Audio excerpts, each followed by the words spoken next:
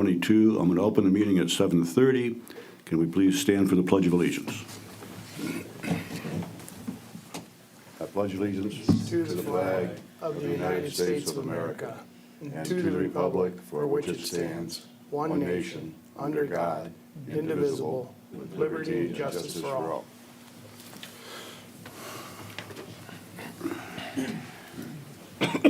May I have roll call, please? Mr. Fitzer? Here. Mr. Kucera? Here. Mr. Hara? Ahoy! Mr. Nushai? Here.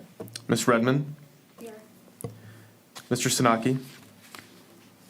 Mr. Tinlin? Here. Mr. Watson? Yes. Mr. Yell? Yes.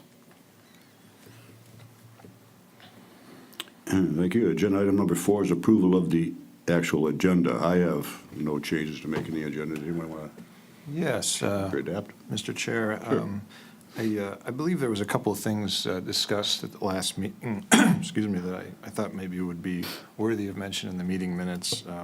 We had a suggestion to increase the frequency of report outs to council from our, instead of a yearly report out of the planning report. We thought that was really great to hear. They got a lot of positive feedback from council on it, so we wanted to make it a little more metric-based, but also more frequent. We had a lively discussion about the master plan and how I was hoping to get some support to include some mention of the infrastructure in it. There was disagreement on that from you, but that's okay. I just thought it would be worthy of including in the minutes. We had, oh, thank you. And then we had some discussion for, well, it wasn't in that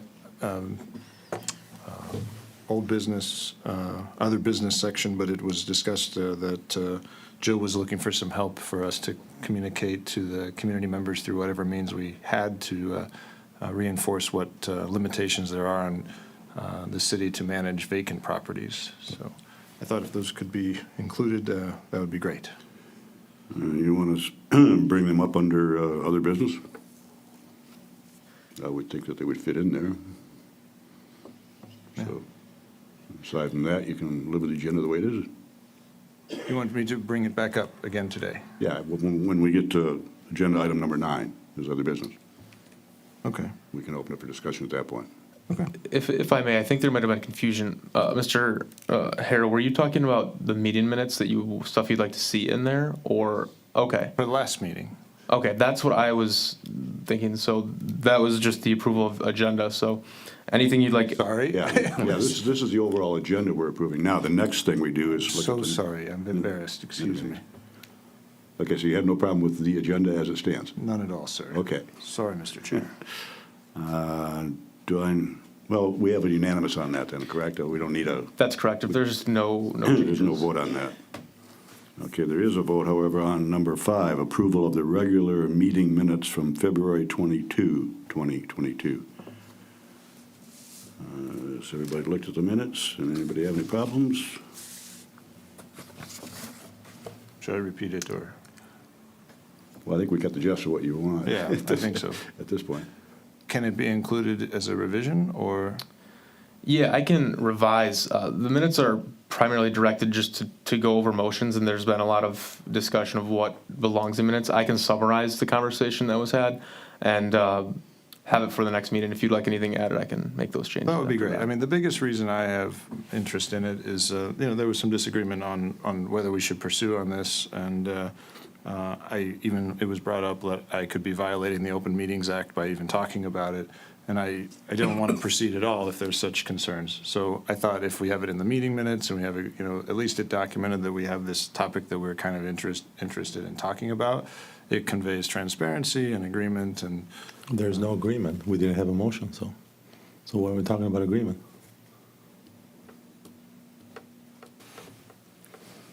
so you propose we just never ever talk about it? No, we can talk about it, but there was no agreement. It's fine. I retract the word agreement. What Nick is saying in so many words that in the minutes that transpired is around the motions, and we didn't have one. The minutes used to be a lot more detailed than they have been lately. They used to have a lot of conversations that were had up here were actually put into the minutes. Yeah. And legally, I think they looked at it and they said it's a waste of time to do that. There's a lot of energy involved in it. All they really have to put in here is what we vote on and how the vote comes out. And this has to be signed off on. If you're more interested in finding more detail, you'd have to watch the video to actually see how the conversation went. Okay.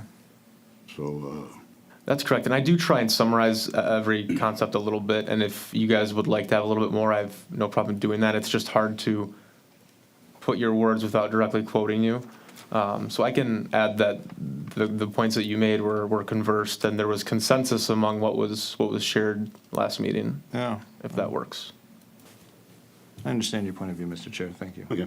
The only change I would make in the minutes from February 22's meeting, excuse me, under agenda item number 5 minutes, it says resolve the minutes from the meeting from January 25th, 2022 meeting be approved with the below amendments. I think we should strike with the below amendments, Yeah, that was a carryover issue. as there are none. I Yeah. figured that would just to clear it up, we'll just scratch that out.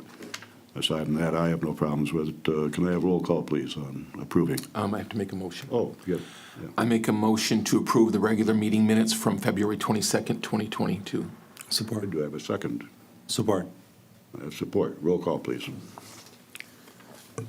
Mr. Kucera, Yes. Mr. Hara, Yes. Mr. Nushai, Yes. Ms. Redmond, Yes. Mr. Tinlin, Yes. Mr. Watson, Yes. Mr. Yell, Yes. Mr. Fitzer. Yes. Motion carries. Thank you. Good catch. Agenda item number 6, public discussion, items not on the agenda. Is there anyone from the public wishing to speak? Is there anyone online? I never know. Okay. Okay, seeing none, then I will close public discussion, and we will move on to agenda item number 7, consideration of a site plan approval for 650 North Rochester Road.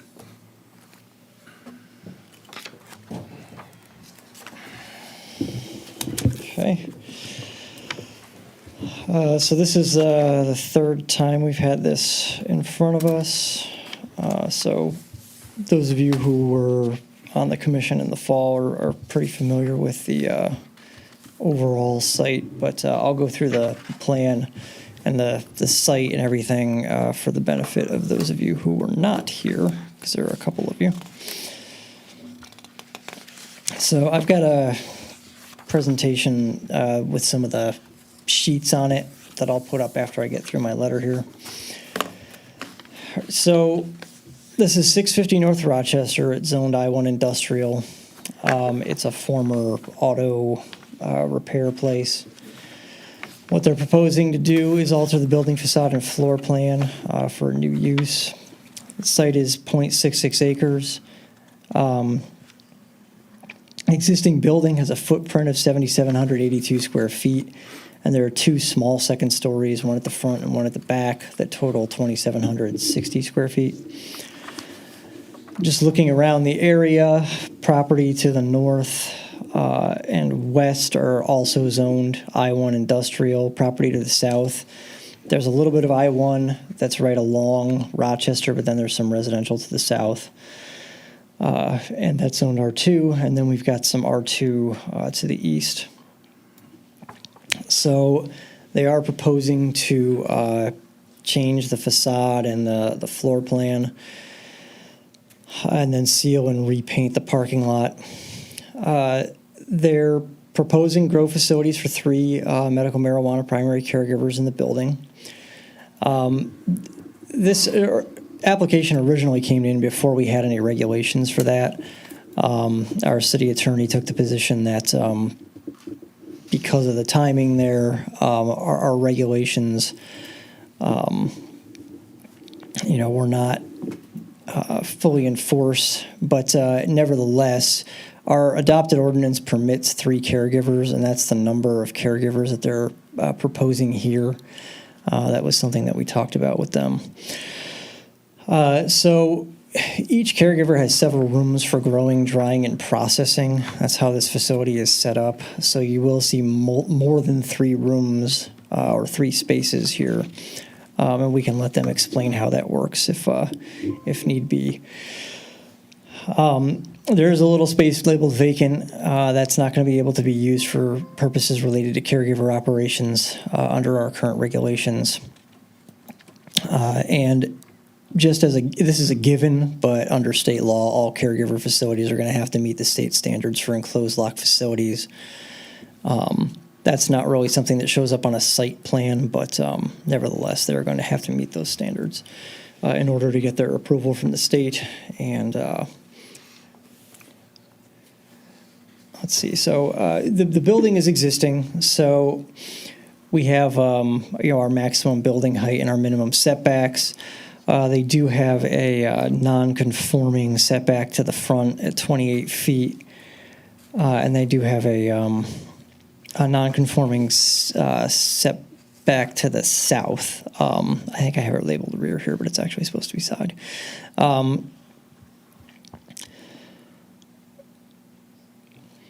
They've got 20 parking spaces that they're showing on their plan. Based on the use that they're proposing, 6 would be required. However, if this were to convert back to a regular industrial use, 1 space per 500 square feet would be required, and 18 spaces would be required. So it's probably for the best that there are 20 parking spaces, so that if this use were to cease or they were to sell the building or something and a regular industrial user came in, they would actually be accommodated on the site.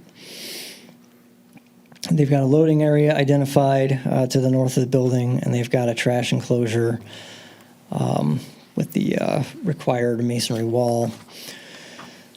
We look at building materials. This was a point of contention in the past. So they are proposing to close the existing vehicle bays with concrete masonry units and paint the building to match. The plans show the area where there's EFS at the ground floor up at the front of the building that they're going to be removing per our ordinance, covered with an Ashlar patterned stone panel system up to 15 feet above grade. It goes up to the windows on the second floor. And the rest of the building is that CMU, concrete masonry unit system. The required screen wall, we've noted in the past that there's a portion of that requires repair. They do have a note on their plan that says it will be repaired, and the entire wall will be repainted. And the site plan now also notes that the existing fence and gate behind the building will be removed. So there's a kind of parking area. They have it striped for parking on the plan behind the building, and it's got this gate that closes. It's not in very good condition. They're going to remove that per their plan. The site has, as we've discussed in the past, minimal landscaping at the moment. They have now provided a landscape plan showing replacement of some of the kind of more ragged plantings in the front yard. They do have a plant list. They didn't provide a species or full quantities of everything, and there's the species of the tree isn't clear from what they provided, so that's obviously some information we're going to need. They are actually now proposing to replace those little shriveled up trees in front. They're also somewhat extending the grassy area up to the driveway. Right now, there's this kind of like dead space there. You come in the driveway, and the curb cut is so wide, but then when you get past the sidewalk, the asphalt just kind of goes over to the grass, and there's this dead area. And they're covering that dead area with grass to better define the drive approach. And one thing I'll note about that is that there's an easement that covers access for the building to the north, because the only way you can get into their parking area is through the same driveway. And the extension of that grass doesn't impact that easement. I checked on that. They lose a parking spot because of that. No, they're not going to lose a parking spot. They didn't have any parking spots striped there. And in fact, there are some... there parking spots, I guess, sort of theoretically right now. They're not, the striping is almost impossible to see, but there were some spots kind of striped up in that area before. And they've not been proposing to keep those spaces. They've got one space on the north side of the building, and their parking requirement is accommodated on the rest of the site. So there won't be any parking actually out in the front of the building. And their requirement's just 6 spots? Their requirement's 6 spots, yeah. And then, as I said, a regular industrial user would require 18. So they've got 20 that they're showing on the site. All right. Let's see. So they're going to remove that existing non-conforming pole sign. That's another thing that we've discussed in the past. And then lighting, I still do need a photometric diagram. We've not received that. They are showing a wall-mounted fixture that can be shielded. Their notes say that it will be shielded, but I do need to see photometrics. And then they've got a little sidewalk in the front that they're proposing to keep. The public sidewalk, of course, is going to be kept. And DPW, police, and fire haven't changed their assessment based on any new information that we've received. So with that, I'll take some questions, or we can go to the applicant, whichever you prefer. Has engineering taken a look at this at all, or are they still waiting? Well, yeah, they took their initial look, and their assessment remains the same, that they're not reviewing it because it's out of their scope. Because the parking lot is being resealed, which is not an engineering item. One thing I will note is that there are 2 catch basins on this site, and those will be inspected by DPW. And if they're clogged or damaged, clean out or repair will be required. What part of the process is that? Do they come in and check the basins? That'll be after site plan approval, when we're into the building and inspection phase. So you're saying that they never went out and checked the leveling of the parking lot at all at this point? They have not actually had boots on ground? I do not know if DPW or engineering has been on the site. But they have, based on the scope of work in this plan, they have communicated to us that engineering review was not required. But that was the last time you came here, you said the same thing. I thought we were going to go back and discuss that further. They've not changed their position. So you've re-engaged yes. conversation, and they still think it's not important at this point in time? Yes, their position is still that it does not require engineering review. Okay.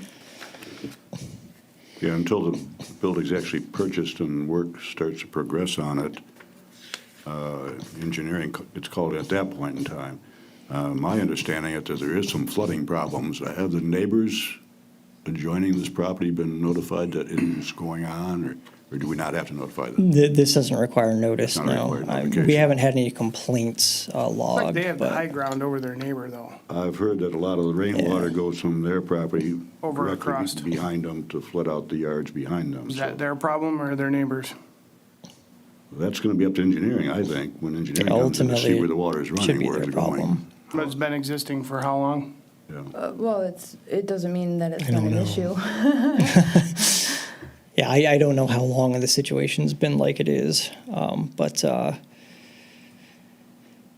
Even when we sign off on a site plan, though, it's always on the bottom of the page that they still have to go through engineering, have to look at it before the thing's complete.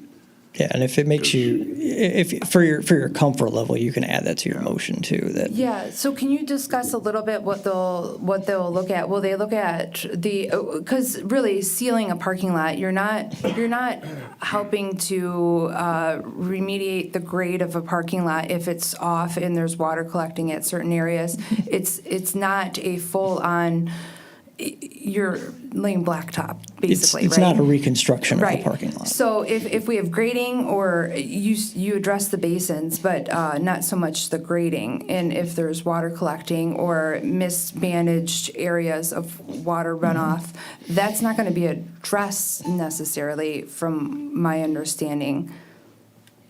Am I wrong in that? Or I mean, ultimately, it's their call. I mean, engineering. yeah. Yeah.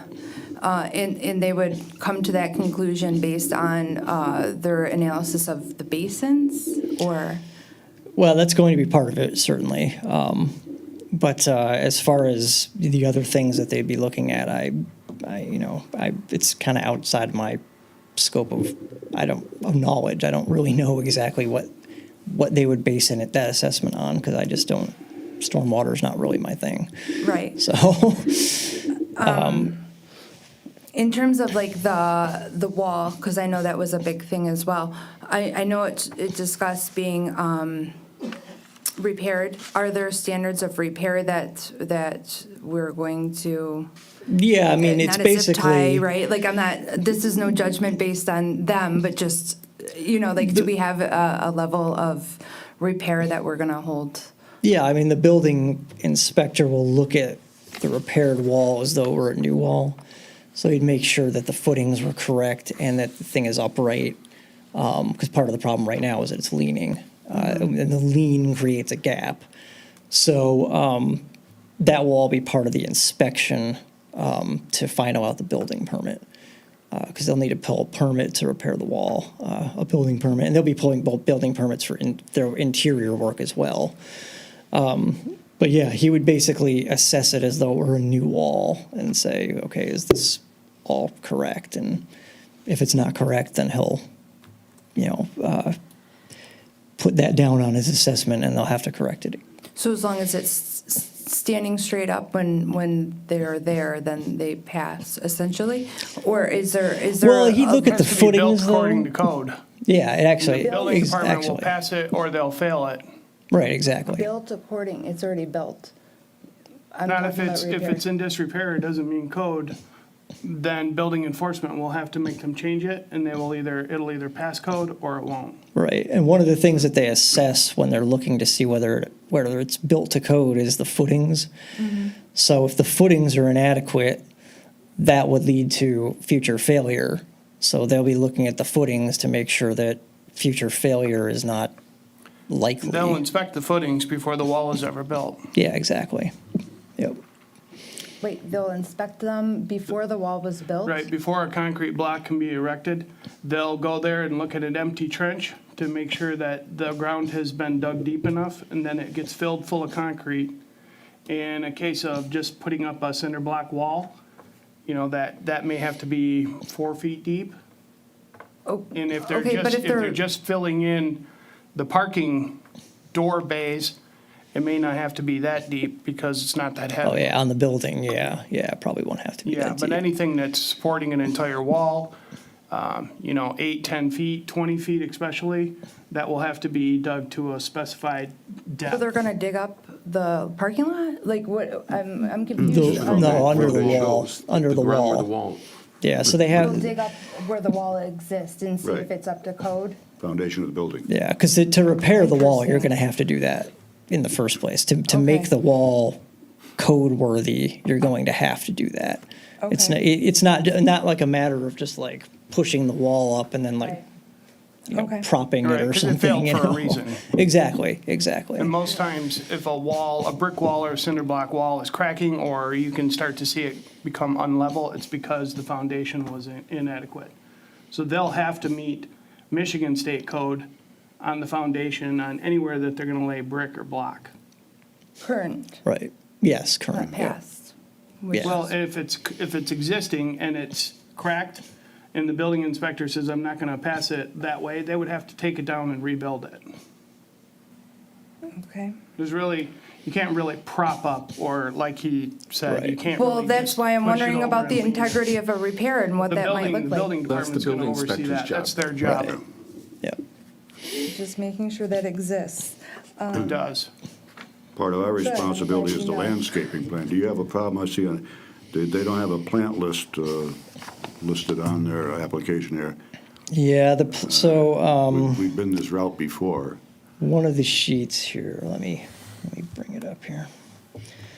So on the site plan sheet, they do have a landscape schedule. So they've got a set of species and a set of quantities and some sizes.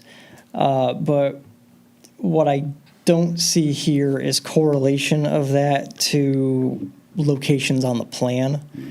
So that's really what I would need to see from a labeling standpoint is, okay, so I see a U listed here. Where is that going? Some of it's labeled and some of it's not. So I can see where some of it's going, but I can't see where all of it's going. So that labeling needs to be fleshed out. Yeah, we've had Yeah. that problem in the past. People promising plants and then they don't always show up. Right. Anybody else have questions for Joe, or? So I assume the chain link fence repair will go about the same way as he explained the concrete wall would be? Yeah. If there's a problem with a post or something, that would have to be fixed with, at the footing level. If it's problems with the chain link itself, that's a little bit different. But it's just a matter of fixing the chain link and adding a new patch in there. Joe, I have a question if you're done. Yes. Are there requirements for this not being, since it's not going to be a tire shop, but it's going to be a primary caregiver facility, are there requirements for them to control, I don't know, security or odors coming out of the building? Yeah, there are. We have performance standards in our ordinance that would apply to literally any use that might be producing odors. And they're going to have to install some Venting. HVAC systems, exactly, that'll help manage all that. And then as far as security is concerned, that's handled at the state level. They have a definition in the state statute of what is a secure locked facility, and they'll have to meet that. Anything above and beyond what the state requires will be up to them if they want to, install more cameras than the state would require or something like that. They can absolutely do that, but they do have a baseline set of standards that they're going to have to meet for the state. Would it be prudent for those, I guess, provisions or plans, even the ones we don't design or engineer specifically, but would it be prudent to review those here before giving our approval? Well, I mean, ultimately, if they're meeting the state standard, we don't have a whole lot.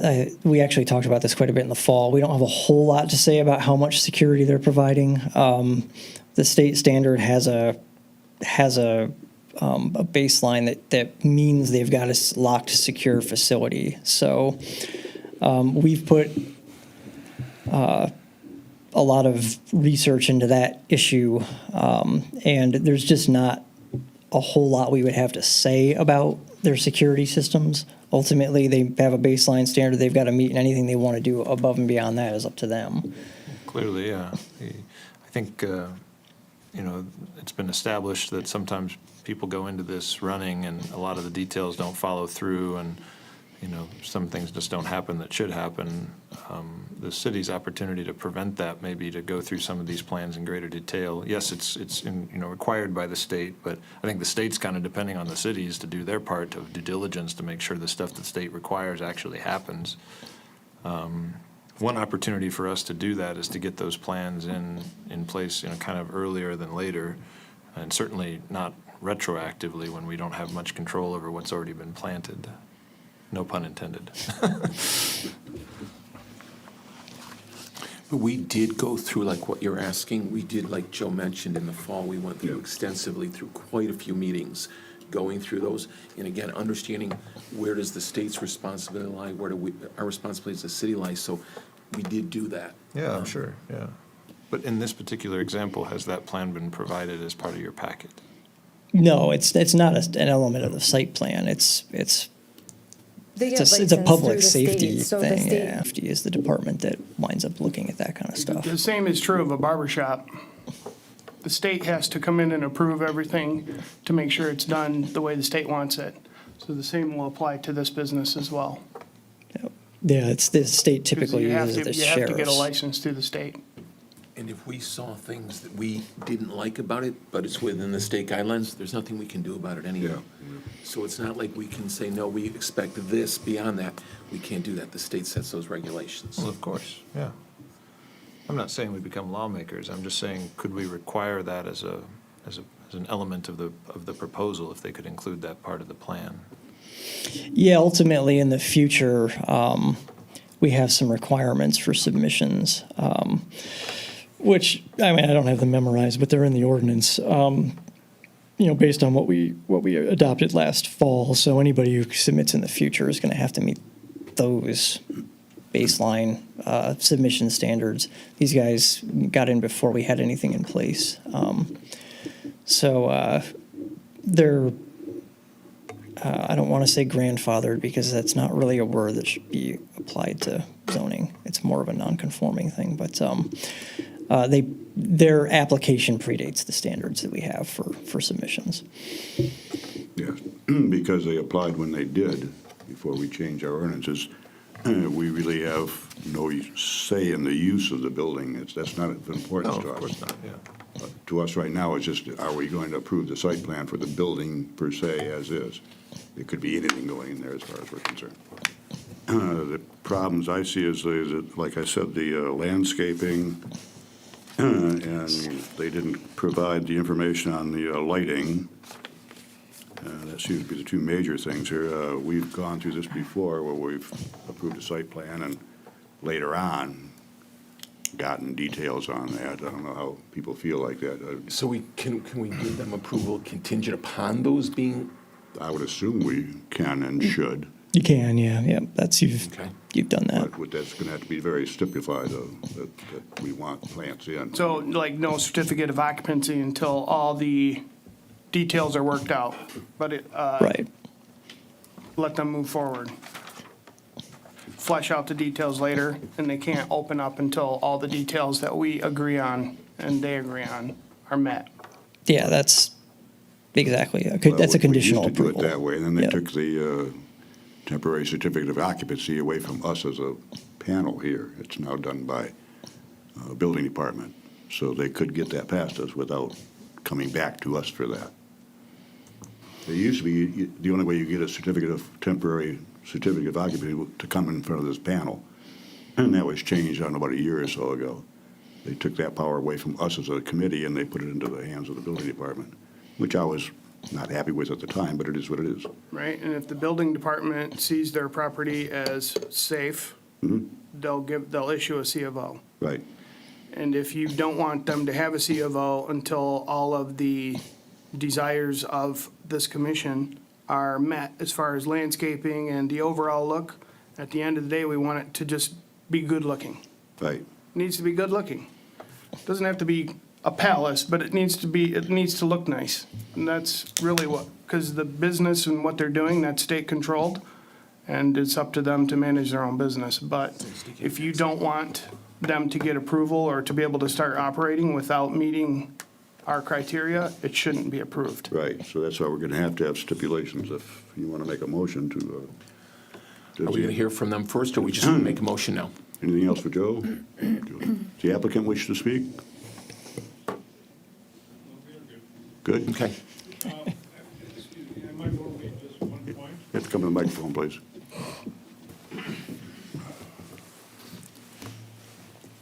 I'm Kamal Tolia, the designer and the person who done all the drawings. As far as the landscaping is concerned, I have labeled everything, but sometimes it gets buried in the hatching, the design element that we put. So unless you have a full sheet of drawing, it's hard to decipher what's where and what's not. Secondly, we can still, I'm sorry I did not provide the site photometric. I was not aware of it, but that is not a problem. We can do that. Provide the site photometric layout, the lighting layout, basically. And as far as the walls, I know you guys are worried about the walls. We will make sure that whatever upgrade we do, if you're going to spend some money, that's not a big ticket item as far as fixing the walls up. We want to protect our investment. I'm talking on behalf of the owner. So we would like to protect the investment that they are going to be making. We are not going to leave something haphazard and take it for granted. Nobody's going to come from here. So we are going to take some legit interest in improving the project and the site environment out there. We're not going to just do something on the inside and not worry about the outside. What exactly is an Ashlar pattern stone panel system? That is there is a stone finish system.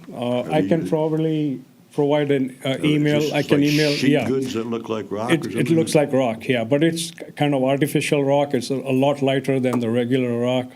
And it's been used all over town. You see it. There is a building right across us that has the same, not the same pattern that I'm proposing, but something similar to what we are trying to do there. Okay, and that's an approved building product for us. It's not an EFS product. It's Oh, no, Okay. this is much nicer, much safer, much It's stronger, like and it looks made of beautiful. concrete. Yeah. It comes in little sections and Sections, it's and applied you. with mortar on. Exactly, yep.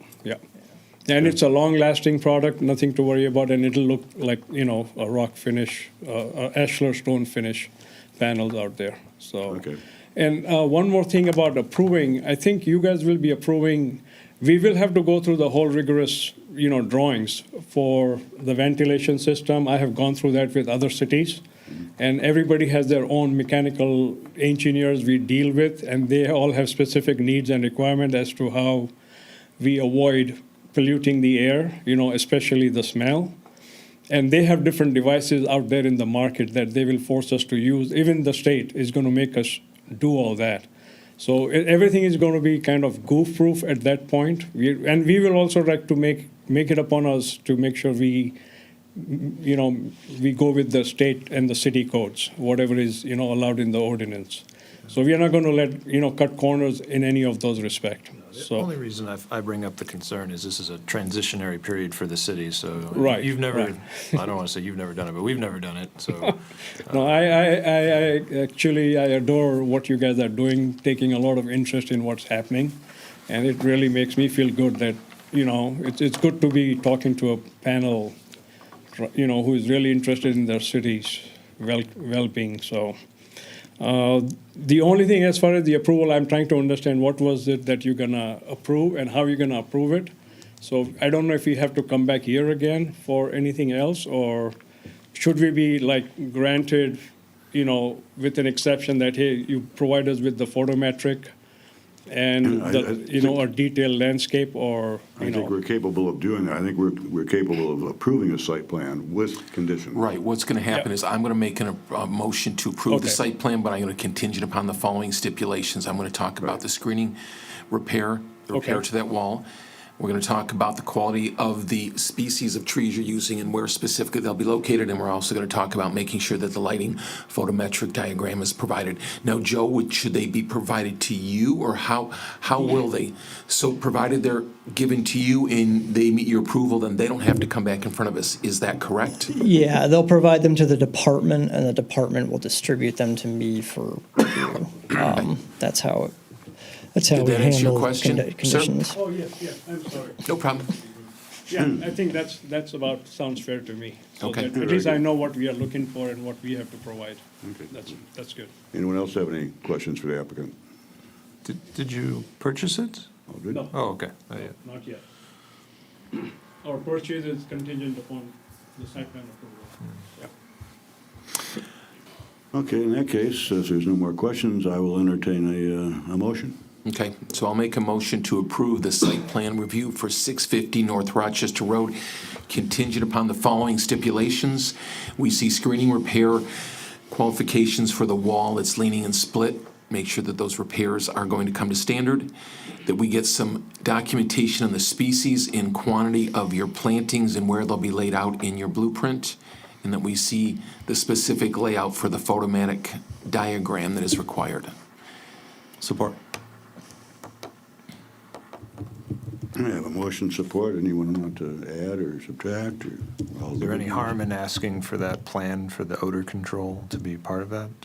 Can it be included? It's going part to of be the building submitted. code. It's going to be submitted for anyway, for when they come in for their permit, so they're The going to be submitting construction it. drawings instead of a site plan. So later is the, Yep. Yeah. okay. Okay, so I have a motion and I have a support. Can I have roll call, please? Mr. Timlin, Yes.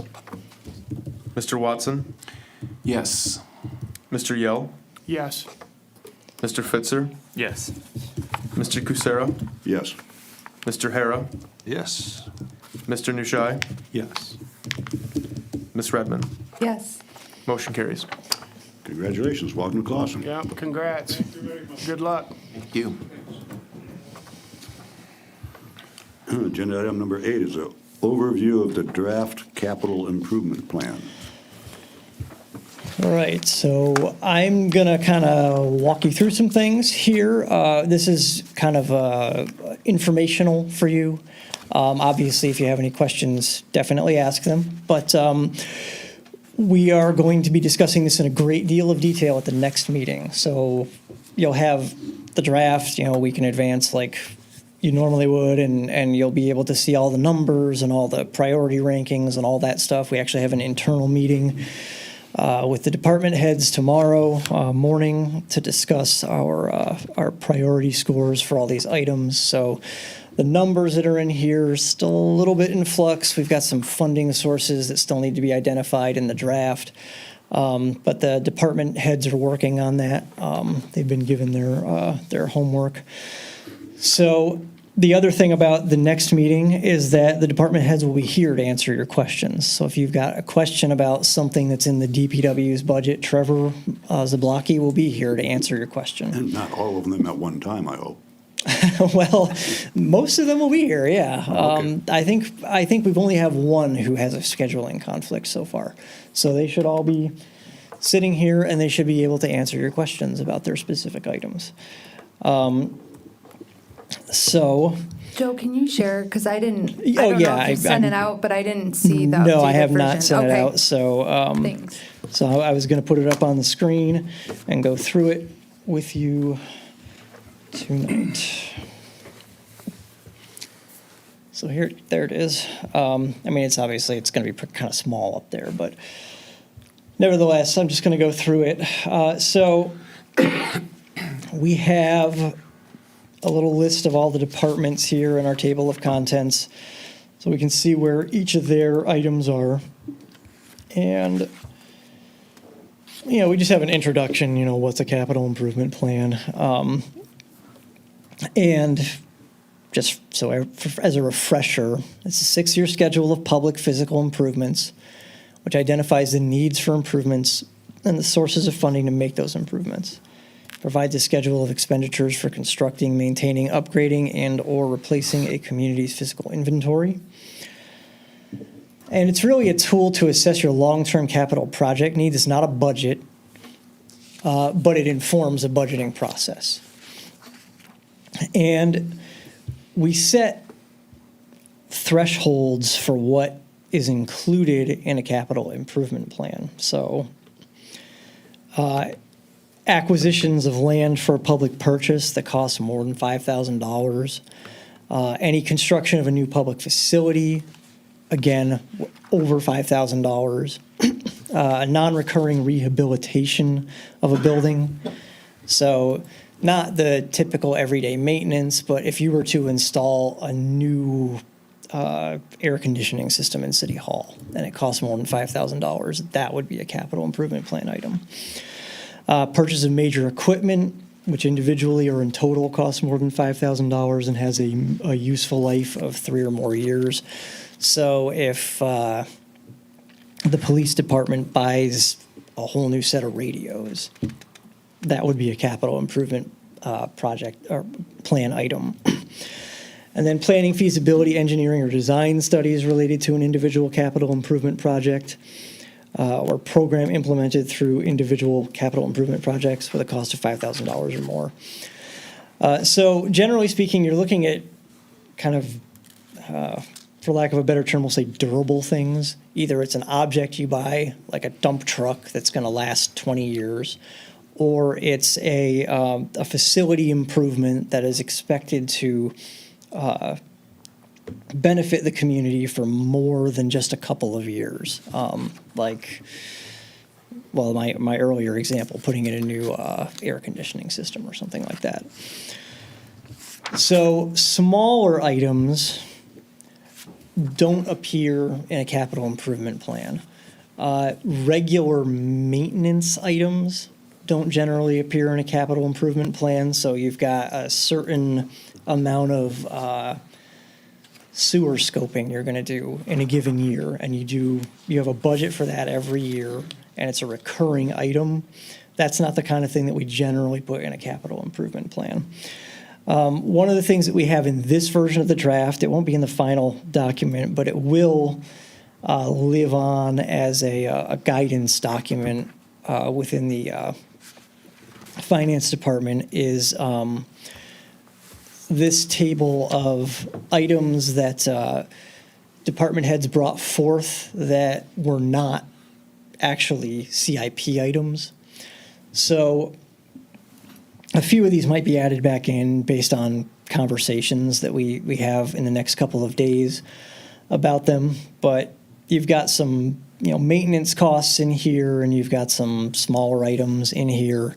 They're not CIP items, but we put them in this table so that they're easier to track over time. And this table, in spite of the fact that it's not CIP items, can be updated every year as we do the CIP.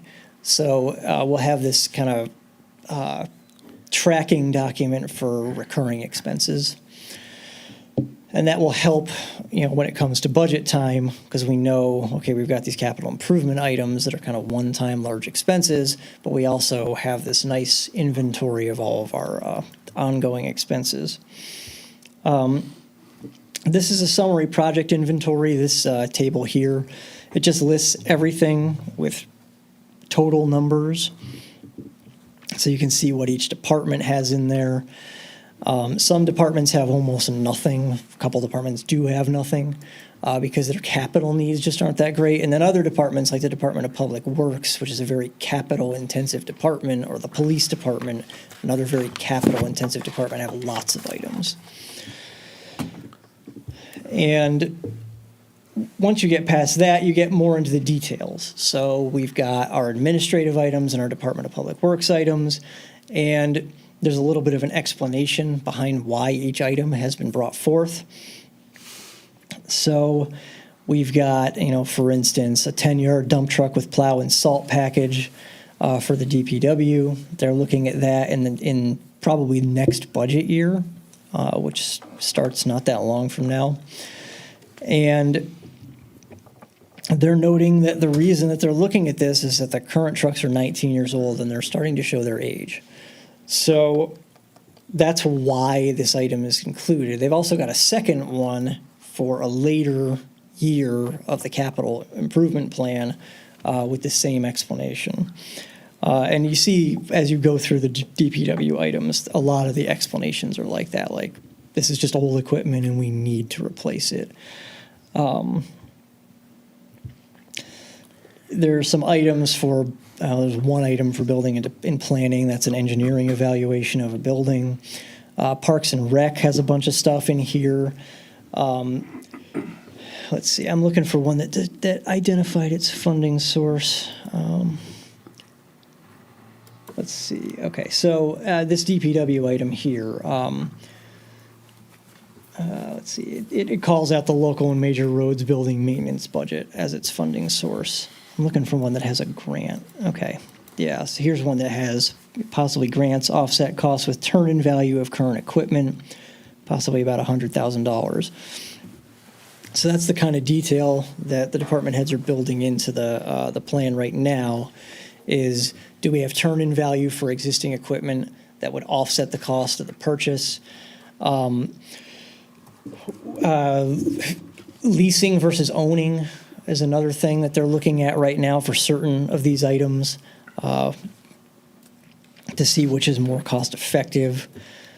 Another thing you can see in here, and I'll provide you with the form so that you can see the metrics that were used to come up with these scores. But there is a score for each of these items. A few of them haven't been scored, but most of them have. And what that score is it is sort of a ranking of the priority of the item based on a number of factors. And like I said, I'll provide you with the form that they use so that you can see what those factors were. We also have a category where we just mentioned that it was required because there are some statutory things that we do have to do. And if an item is required, then obviously its priority is very, very high. So we tried to make that clear in the document. Like I said, some of these items still do need a little fleshing out, and we're working on that right now, or rather the departments are working on it.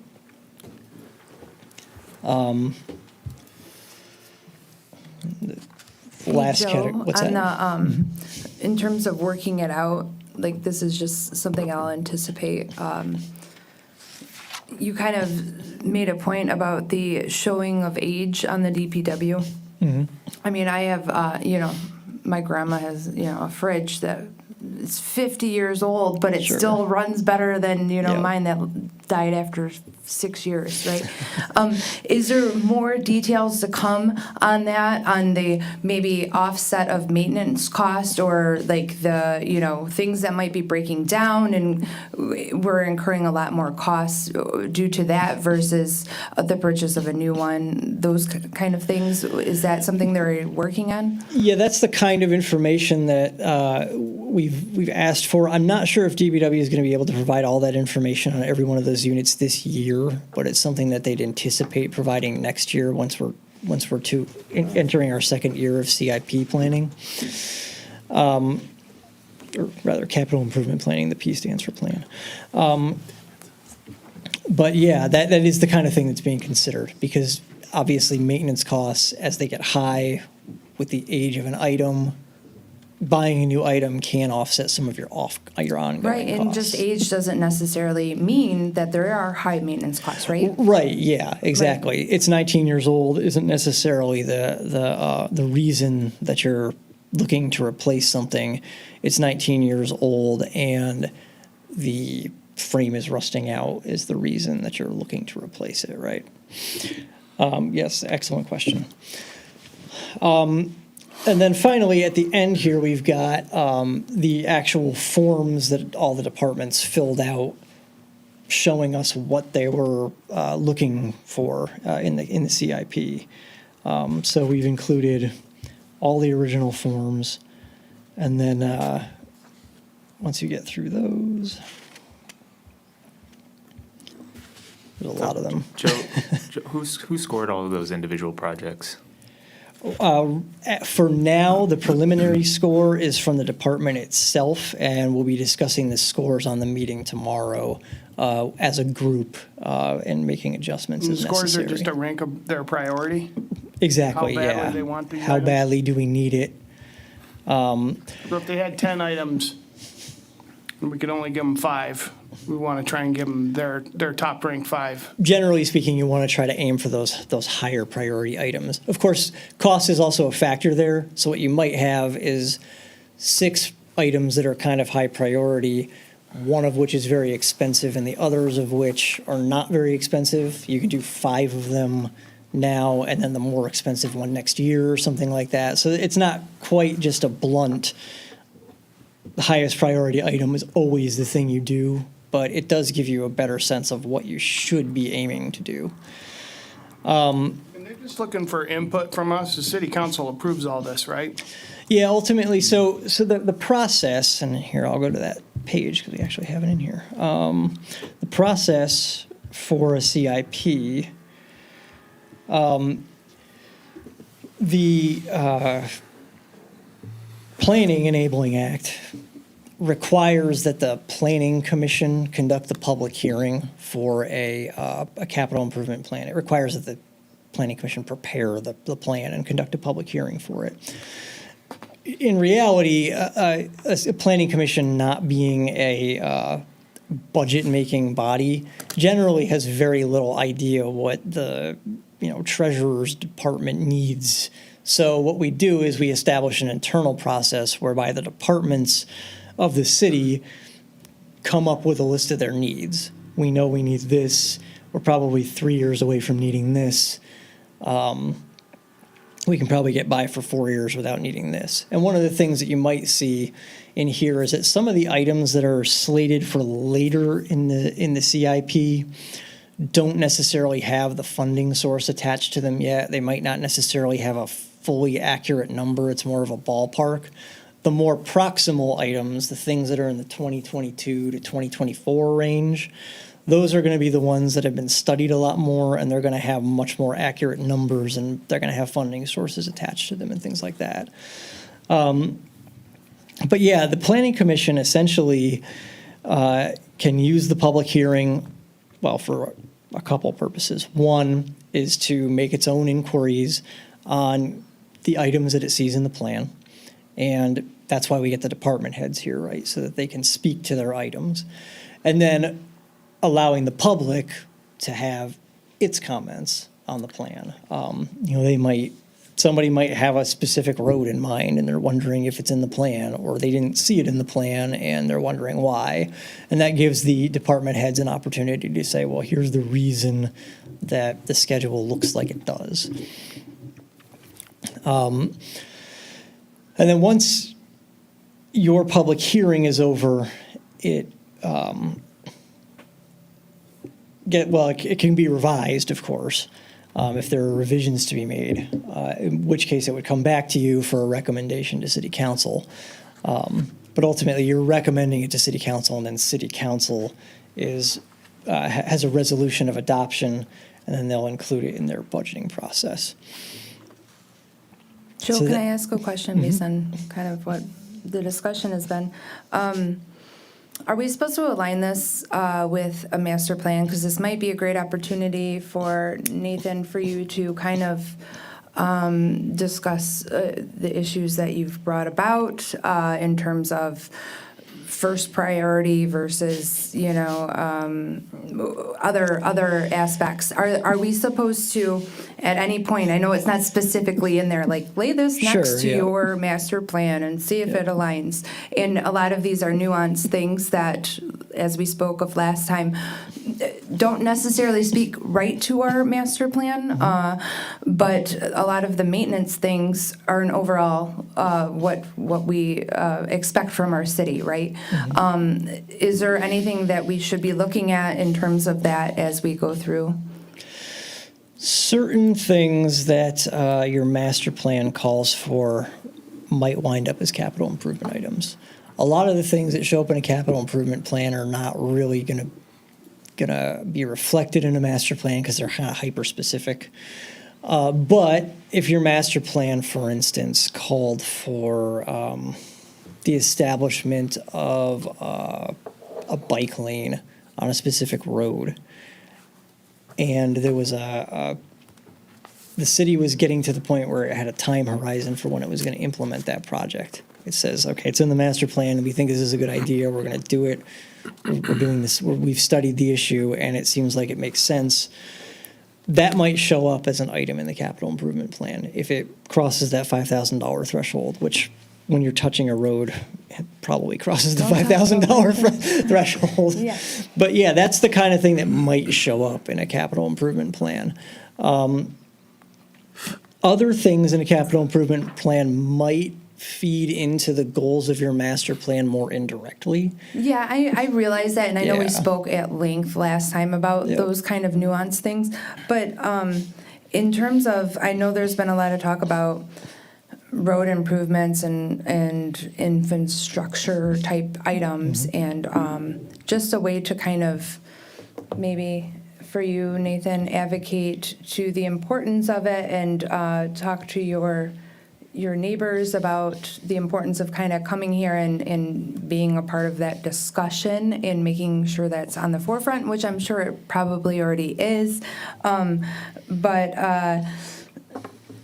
I just didn't know if there's a greater weight placed on those type of issues in terms of, so we've got so many departments, I forget how many there are.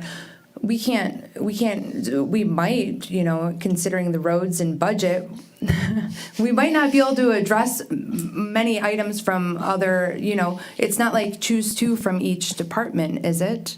Or No, how no. are, and we don't necessarily know the budget, and, like you said, we're not city council. We don't, is this coming from general fund? Like, the things that we discuss aren't necessarily even budgeted, right? So is there Sure, any yeah. weight that this might have to issues that we see as a high priority and ways to advocate for that through this versus just showing up at city council. There's certainly nothing wrong with advocating for something you see as important during your deliberations on a CIP and in your communications to council. Ultimately, it is a kind of a balancing act, and council is going to fit into a budget what fits best into the budget. But yeah, there's absolutely nothing wrong with saying, we feel that X item in particular is particularly germane to the goals of our master plan, and therefore we feel like that is an item that should be emphasized and prioritized. That's perfectly within your purview. And do we have a date set for this yet? The 22nd of March, yeah, so your next 22nd of meeting. March. Yeah, They'll your be next in there meeting. answering questions. Is that going to be public at the Yes. same meeting? Yep, the public will be here, able to come and comment at that meeting. Okay, so they're basically looking for us to make any changes we want, our input, our approval to send it on to council from there on out. Right, yeah, And exactly. you think that can all be accomplished in one evening? Well, it may be able to be accomplished in one meeting, or you may have enough questions and suggested revisions that it comes back to you. It depends. We have to hold another public hearing at that point since it's revised, And once you've held your hearing, you're just discussing revisions at that point. so it's good, okay. Yeah. And Joe, when is this draft going to be done for, are we going to have it in advance? Yeah, it's meant to be done next week, early next week. So you should have it about a week before the meeting.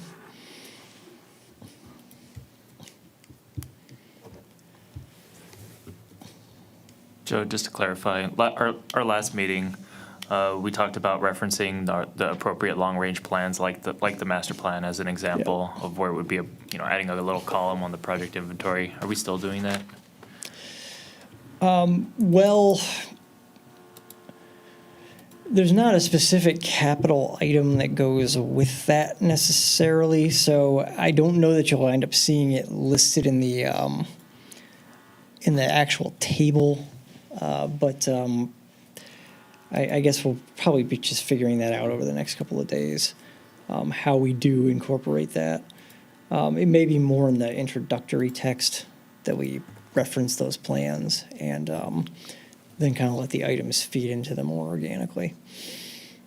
So this is exactly my point, and I this is not meant to be a criticism or harsh response or anything, but I think you're going to figure it out. You're going to find a way to justify, we should be talking about guns and police body armor and sewer machines and all this stuff, and it's all stuff the city needs. Yep. It's just a complete afterthought. How do we make it sound like it's part of the master plan, right? This is kind of the inconvenient truth, is that it doesn't speak particularly directly to the goals that are part of our last city master plan. It could. And I'm missing your point. I don't catch your point about They're two separate entities to me. body armor. I don't know where that came from. What is that referring to? So that's in the capital improvement plan, like the drafts that have been supplied so far say, the police department's asking for body Yeah, armor. it is a capital improvement These item. things, right? It is. It's. I think those are required items, but It yeah, has to be. right? nonetheless. We have to do that. Right. Somehow that has to be supported, right? Okay. Where's the correlation with the master plan? Exactly. Where is it? I'm asking, not exactly. No, that's what I'm asking. Where is the correlation to the master plan? Which goal of the master plan I is see that the from? two things as two completely Well, it's separate just subjects. they are kind of separate. I mean, a master plan primarily is concerned with the use of land in the city, not entirely. You have other goals in your master plan that speak to other things, such as transparent administration and things like that. But primarily, a master plan speaks to your long-range land use planning for the city. So, things like the needs of the police and equipment needs of the DPW are just simply not going to be covered, except for the kind of oblique way that a broader goal to have a well-functioning transportation network might impact some of the DPW items, right? So, whether that be your road equipment or the actual reconstruction of roads that's in the schedule, right? So there are ways that your goals of your master plan are going to be reflected in here, but there are some items that are they're just not reflected in the content of a master plan. Can I make a Are you- point real wait, quick? One second here. So are you stating that you feel like we should have responsibility within the development of the master plan to making sure these type of features are available to, like you just referred to, the police station, the body armor and stuff like that? But that's not what, I mean. and I correct don't me if think I'm that's the wrong. point he's trying to make, though, I'm because asking you weren't him- here I'm the asking last, him, though. I'm asking him directly. Yeah. you weren't here last time, Yeah. but Well, I'll say it, so thank you all. Yeah, I'm new to the planning commission, so forgive me, I'm ignorant on so many issues. No, that's fine. So I guess what is in my heart is that I talked to a lot of neighbors, and, for example, people are concerned about many things, but for one, the roads, right? Okay. And they said, I don't expect that all the roads are perfect and that my road is fixed tomorrow, but is it part of a plan someday that I can look forward to, 2027 even, for this to be fixed, right? And the reality is, I could not tell that person, yes, it will be, or no, it's not going to be, because it hasn't been funded, hasn't been part of a long-range plan. That specific activity, we take every year, I think, a year at a time and do the best we can and so forth. But we have the master plan. It is a document that surveys the community and asks people their opinions about what's important to them, what's not important to them, what they aspire for, what they don't aspire for, and has some specific goals that I think are indirectly, at least, a focal point for where we should be focusing our discussions and focusing our financing and focusing our hard work. And ideally, I think the capital improvement plan discussions, the budgeting that is developed supports lockstep, key priorities of the master plan. And if it doesn't, then the master plan could be updated to reflect that a little more specifically. The master plan currently is a wonderful document. It's very generic. Says we want a better community and, so forth. But I think the more integrated it can be, the more functional it would be, and we could be more useful with the resources that we have. This is my theory. I simply picture it more like apples and oranges. It's two separate items. The master plan is its own entity in and of itself, and the CIP, we're making suggestions. Basically, we're helping out the mayor and council figure out where to spend the money. The priorities, we're Yeah. trying to do priorities. Yeah, that's But basically what we're master doing. We're plan not- and this, We're not I making don't, I any. don't see it. can I make my point yet, since everybody sorry. else is talking? No, it's okay, it's okay. I just want to say, I can see where you're at, Nathan. And there is a correlation, I believe, in terms of when we talk about the city and the walkability specifically, we can integrate and incorporate the streets. Like, I know lately there's been a woman who's talks about Elmwood on city council, and I ride my bike with my daughter on that street, and at the end of that street, you can barely ride a bike, okay? So I get it, and that is part of our enjoyment that is part of the master plan. That is part of making Clawson a community that's walkable. There are things that can be incorporated and that can be points to you and your neighbors specifically, points of advocacy of upholding the master plan was where I was trying to go with you. It's just another backing in another way of holding an integrity. I think the master plan is an overall encompass of our envision, where we want to see the city go and how all the zonings will work together to be a uniform place. Without infrastructure, it can't happen. So I think that there are direct correlations, they're nuanced, but they're there. And I think it only can help you. Yeah. Please don't misunderstand. I'm not suggesting we consolidate the two documents into one or that one serves the other's purpose. It's completely different things, to your Right. point, Mr. Chair. What are you suggesting? I'm suggesting that the master plan be updated to reflect those priorities more specifically, so that when we say we want to attract new businesses and industry to the city, which is one of the goals of the master plan, To attract, okay. it is, it's here, but that we make darn sure that our CIP specifically addresses those items in some specific way, you know. We're attracting new businesses by having more parking downtown, because our businesses say, I don't want to come here because I can put a very nice restaurant here. There's no place for anybody to park here, so they're not going to come to my restaurant, as an example. So all I'm suggesting is that we review the master plan, and where there are opportunities to be specific about things that we need to invest in for the businesses and the residents of the town to succeed in, you know, we be specific about those things, and we use the CIP as kind of a discipline tool to make sure the money is in some form supporting the master plan goals. And if they are not, we shouldn't put money in those, or we shouldn't recommend to city council, yes, this capital improvement plan completely, you know, does invest money in things that are not strategic to our master plan, or they absolutely do support the master plan. We are 100% behind these capital improvement requests, and here's why. They're consistent with our plan. Well, This is the spirit of it. Vest might be, some might argue that that is an important part of our master plan. It's just not So too. line for line. There's nuance there, right? It's subjective, like one person's opinion might be more on police versus roads, or I don't think you'll get that in that. But the And that if our master plan was that, and we only went by our master plan, we'd be missing, we wouldn't have leaf pickup. Like, like we wouldn't have these very important services because we don't have leaf pickup in our master plan. Do you know what I'm saying? It's an overall, Yeah, yeah. very, very overarching, Yeah. you know, vision. Yeah, so I don't know if we'll be able to, I mean, I'm not a master planner, but I don't know if we'll be able to get that specific. And I don't think we should be. To be clear, I don't think we should be. Again, I think these two documents serve very specific purposes, and there are breakout documents. I think Jill spoke last meeting about that. She said, you know, there's addendums to these things that talk about the roads specifically and so forth. But I think it's not unreasonable for someone who is living in Clawson, paying Clawson taxes, and says, you know, what is the master document that the city views our unique problems, not Washington's problems, not Birmingham's problems, but our unique problems that are sole focus for Clawson's long-term goals, you know, What unique problems do we have? infrastructure, water. That's and sewer. unique? You think that's unique to us?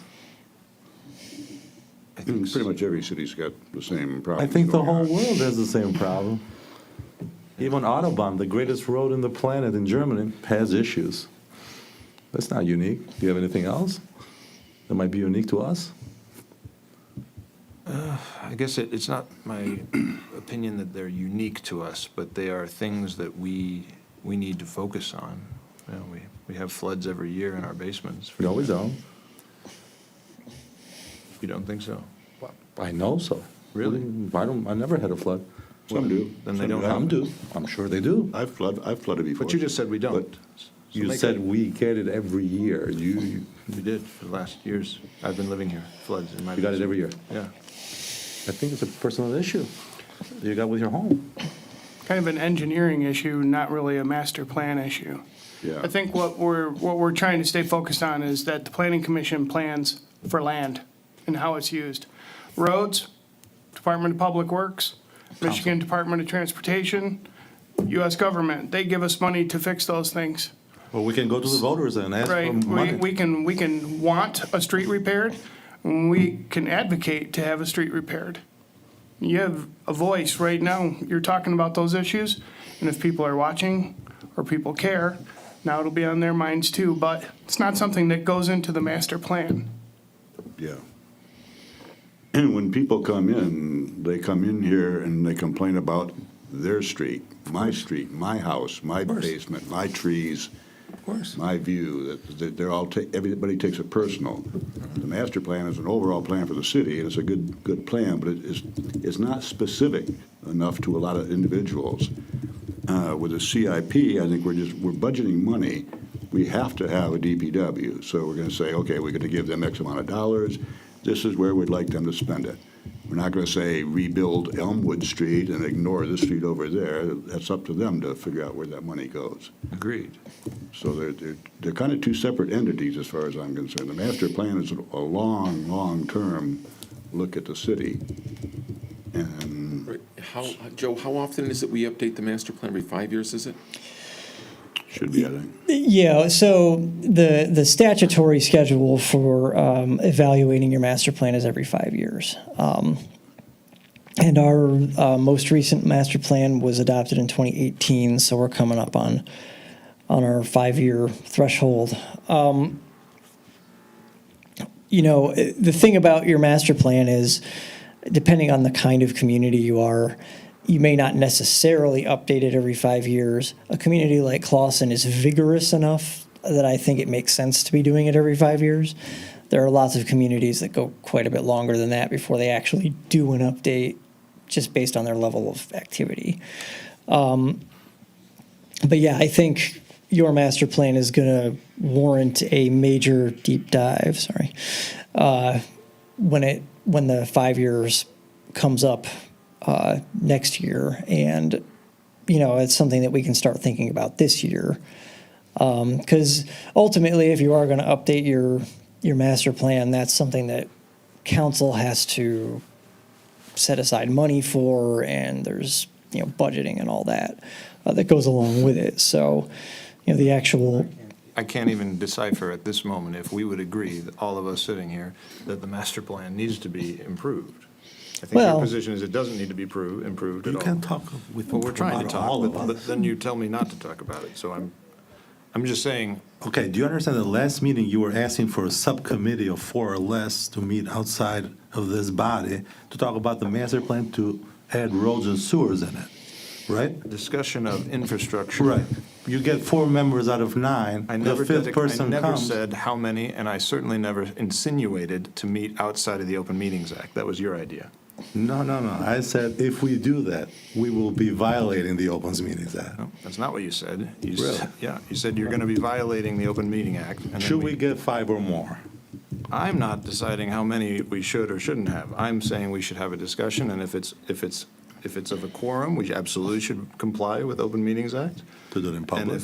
if you don't want to, if we cannot get enough people to do that, and we have fewer than that, I still say we make a notice of it and invite people to talk about it. I'm not really going to get into it right now, but the point is, I think that the master plan could be improved. I just opened this discussion by saying this is a good opportunity to say how the capital improvement plan could integrate with it. Maybe it shouldn't. It could, but you have to realize this is the first time that we have done this capital improvement plan. Naturally, Apparently, we were supposed to be doing this for years, and we haven't been doing it.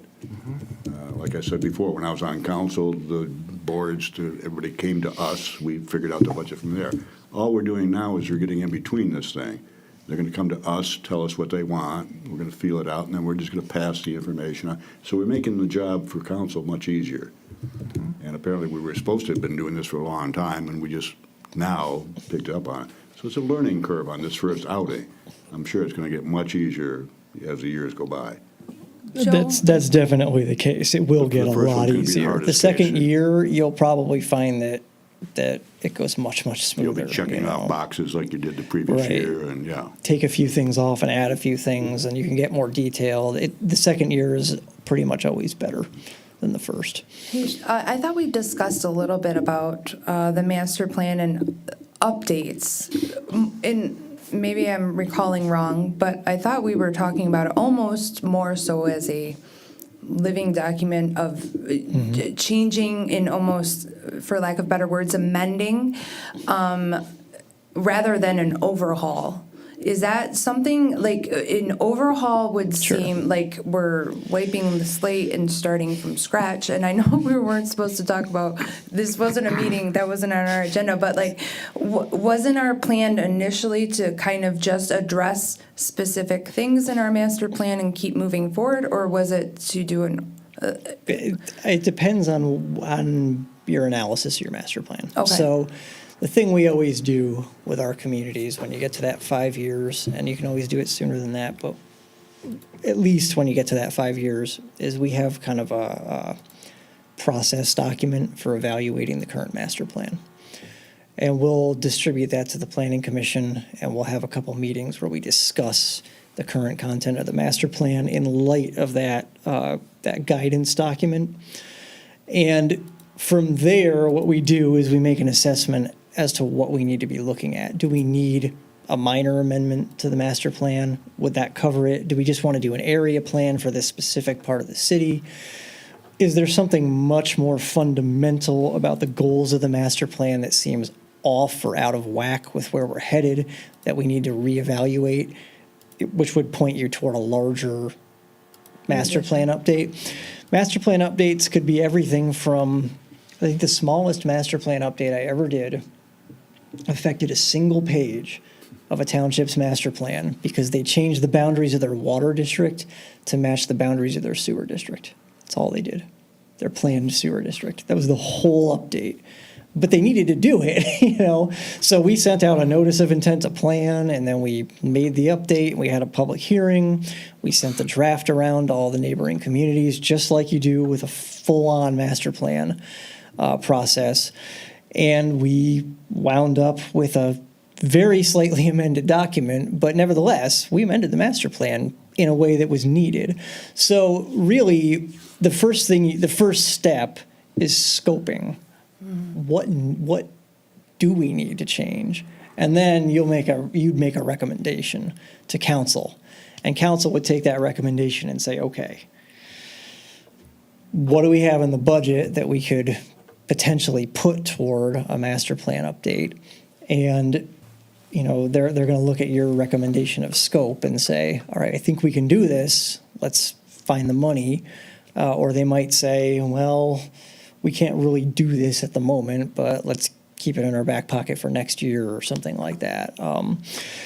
But yeah, that's really the first thing you do is you kind of evaluate what you have and figure out what the scope of a change to it might be. Sometimes you really are just doing the whole plan again. And Is then there a other way times you're not. maybe to move through the CIP as it is and maybe kind of have that on our forefront for maybe a month or two, some type in the future to where we can feel like we're addressing your needs, but also moving forward with what we already have going on? Is that something? Yeah, I mean, we could begin a self-assessment whenever we want, really. So, I mean, I think get through a few other things first. But yeah, we certainly can start evaluating our plan whenever we want to as a body. It sounds like the CIP has to proceed. We have a very limited time. Oh, yeah, do it So does. this is, Yeah. Nothing is a hostage here on anything to do with the master plan. My original comment that started this whole thing was this is exactly, when you started talking about how we're going to have to frame this up, our recommendation to council, is this in line or not? You know, did we look through the priorities and how are we going to even do that? And this is the first time we've ever done it. And we say it should because, and it's going to be something you do, Joe, with planning in the background, I think. And that's not my vision. My vision is, you know, we all have a unanimous agreement that this CIP is the right thing to do. Its priorities are aligned with this body's view of what is important to our long-term future. That is the scope of Planning Commission and the Bible or the vision of Planning Commission, I think should be largely reflected in the master plan. At the moment, there's nothing talking about roads or sewers in the master plan, even though we know from past CIP reviews and we know from all the camera scoping and all the surveying that our infrastructure is not what it was 80 years ago. And to execute on the vision of having a thriving community with thriving businesses and thriving schools and population growth and all, it's not going to happen if we can't get the infrastructure to support it. So if it's not part of the plan, I want to hear someone say, it shouldn't be in the plan, Nate, because this, and this. I want to hear that from you, Mr. Vijay. There may be very good reasons. I don't know. But to say it's not important or it's not worth talking about, I wouldn't agree with that. It sounds like there's interest in going forward with a panel to review this and to come up with, you know, the prospects of priorities and amendments and things like that. And so I look forward to that motion when we're comfortable suggesting that we can have that discussion in that subcommittee. I'm very, very excited to be a part of it, so. Joe, do master plans Committee, what usually work specifically is with this subcommittee streets talking or in no? regards to? Is that something that we are, because you're the expert at this, right? Typically in cities, do they get as nuanced and specific as roads, infrastructure, sidewalks, in detail what street they're gonna go down? Or is that more of a narrow scope than typically you find in master plans? So the answer is sometimes. So at a minimum, a master plan in the state of Michigan has to include 2 items that are related to your transportation system. It has to have a thoroughfare plan, which is where you establish what the functional classification of all your roadways is. So this is an arterial road, this is a collector road, this is a local road. You're going to classify all the roads in town as based on a federal standard of classification. So that's one element that's got to be in your master plan. The other one is a complete streets plan. And that talks about how you're accommodating non-motorized users throughout your community.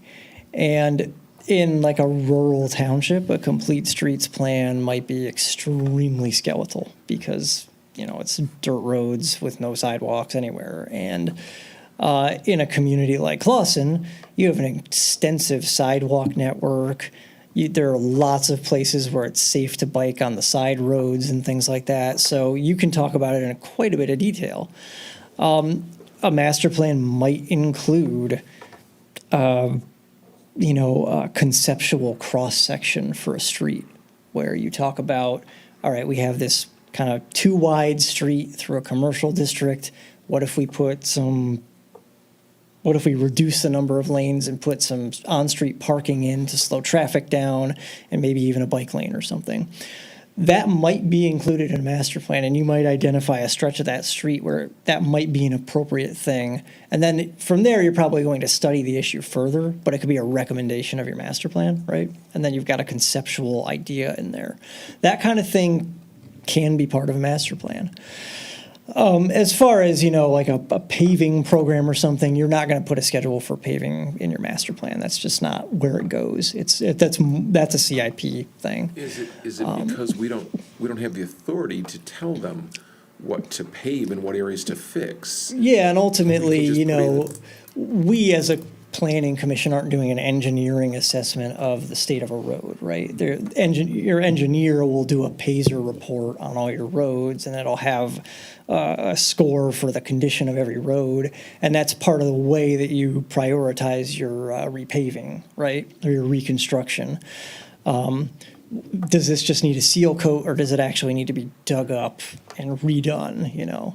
That's how you figure that stuff out. So yes, you can get into a lot of specifics in a master plan, but there are certain types of specifics that you won't get into in a master plan. Okay, thanks. Yep. Can we get back and try to stay online here with the capital improvement plan? That's our main goal this evening. I thought that's what it was. Yep. So We can always change the master plan down the line. Yeah. Don't worry, it's not going anywhere. It's been around a while. So I guess to sum up, at your next meeting, we'll be having a public hearing. You'll be seeing the full draft. As soon as we have it ready, we'll get it in your hands. And even if the rest of the packet's not ready, we'll get that in your hands. And we'll be discussing all of this with the department heads present. Is the public hearing scheduled, or do you need us to make a motion for it? It is scheduled, yeah. Yep. It's the notice is has already been published, actually, because it would have been too late to publish a notice for the 22nd if we said it tonight. So we kind of had to pull the trigger on that one. Okay, so the 22nd is our big date. Yes, Okay. 22nd is going to be a big meeting. Yep. There's a couple things going on there. Shall we move on then to other business? Mm-hmm. Do we want to go there? I think we've talked about it ad nauseum. Are we beating that horse enough? I don't think we do, actually. Okay, planners report. Wait, other business? Other- Joe, do we have any idea, has there been any talk about, PNC's closing? Is there any other talk about, has anyone approached us about the building yet? There's not a whole lot I can say, but I know there has been some discussion about possibly making some more parking available for the public in that area. And the PNC building itself is possibly a target for redevelopment, but we don't know very much yet. But yeah, there is a possibility that some expansion of publicly available parking could be in the works there. Okay. Who owns that parking lot now? Not the one in front of the bank where you used to park to use the ATM? Behind is PNC. PNC, they own They that. signed an agreement saying during non-banking hours that the public and people that own businesses or employees could park in there. Yeah. So they were pretty cool about it. In fact, they only used like 5 or 6 spots, so the rest got filled up. Yeah. Yeah. I don't see Joan here this evening. On the temporary certificates of occupancy, obviously 3 cats is still in effect for quite a while. Dee Dee's Vintage, I thought they were going to be coming into us sooner than they are. Yeah, I know there were some discussions with them, and apparently the engineer just has not turned around her plans. So she I'm has. sorry, say that again, Joe? I didn't catch it. Apparently the engineer has not turned around the plans for that. She's got an engineer working on it, but I guess he has a backlog or something and has not produced the plans. So I'm hoping we're going to see that soon. I can ask about it if we've heard any updates, but Yeah, because that was Tribal Fair. We let them go in there, and they got halfway through their plan, and then they sold out, and now Dee Dee's moved in there, so the plan has not been completed, so it's up for another site plan. yeah, they've got some parking and some driveway improvements and things that they're going to have to do, and they're very well aware of it. The wall was done, but yeah, I'm hoping that we see a plan on that soon. I'll see if I can get some sort of update on it. Okay, thank you. Staff report and training opportunities. We got something in our packet for classes and things, right? Yep.